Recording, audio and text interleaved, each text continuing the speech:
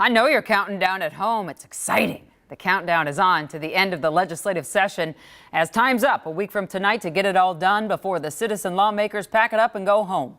And like every single year, there's still a lot to do before the deadline. House lawmakers are still debating an $880 million public safety bill. That includes those background checks and red flag laws we've talked about.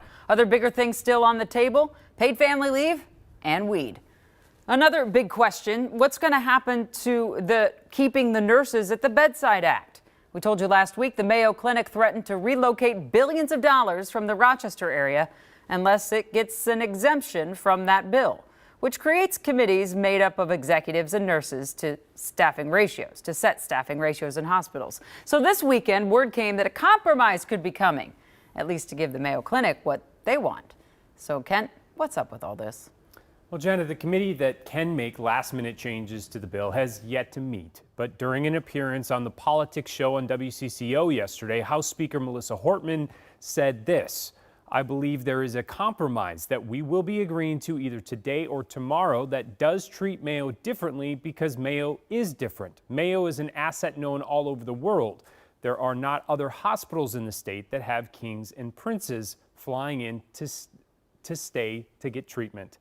Now, that statement has raised a few eyebrows and concerns from groups on polar opposite sides of this debate. There are plenty of signs that nurse staffing legislation remains up in the air in St. Paul, from the nurses union camped outside the governor's office to the hospital association speaking outside the Capitol. We have a workforce crisis, over 5,000 open RN positions. We have a financial crisis for nonprofit healthcare systems. What we need from the legislature right now are lifelines, not mandates. In the middle of it all is Representative Sandra Feist, the author of the House bill, who's been meeting with all stakeholders for weeks. My goal is to ensure that this is the strongest possible bill that will protect the most patients and the most nurses in Minnesota. For that reason, Feist says she continues to express concerns about any hospital, including the Mayo Clinic, receiving an exception or otherwise being treated differently. What's your response to the speaker's words then yesterday that maybe the Mayo Clinic needs to have its own carve-out? Yeah, well, those conversations are ongoing, and I am very grateful to be part of those conversations. Any response specifically to what she said, though? Yeah, well,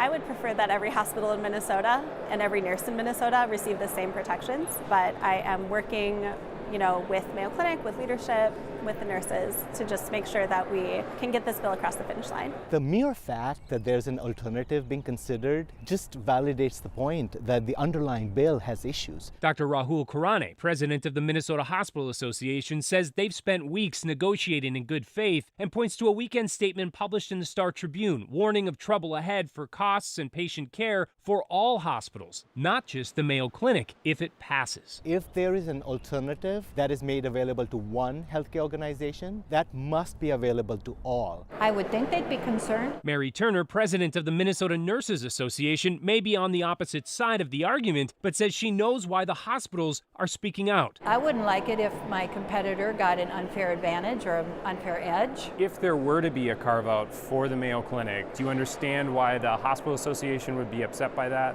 I suppose, but there's no policy reason why there should be a carve-out for any hospital. But I think we can't be naive about the fact that this is politics and a lot of interests need to be taken into account, and we need to be thoughtful and methodical and open to compromise to get a bill like this across the finish line. But that may mean it's a bill that no group is happy with. And we thought we were in the home stretch, only to realize where politics goes at this point. That's the part that I think is so wrong. It defeats the whole purpose of what we've been fighting 15 years for.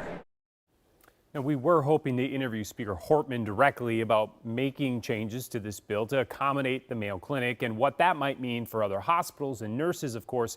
In a statement late this afternoon, she did write that they are still working toward a compromise, and she added, "The Mayo Clinic is a unique world-class healthcare institution. Any final agreement will not make everyone happy. That is often the nature of a compromise." Jana. I guess there's some truth to that. I didn't see a lot of happy people in your story with the way things are going. Where's the governor in all this, Kent? Well, we reached out to the governor and to the Mayo Clinic, and neither of them had any kind of comment. The Nurses Association, though, was outside the governor's office for a reason. A lot of this pressure campaign in the last week came right to the governor's office, and there's some thought that this is happening because the governor's feeling the pressure. Yeah, makes sense. All right, we'll be following this for at least a week. Thanks so much, Kent. We appreciate it.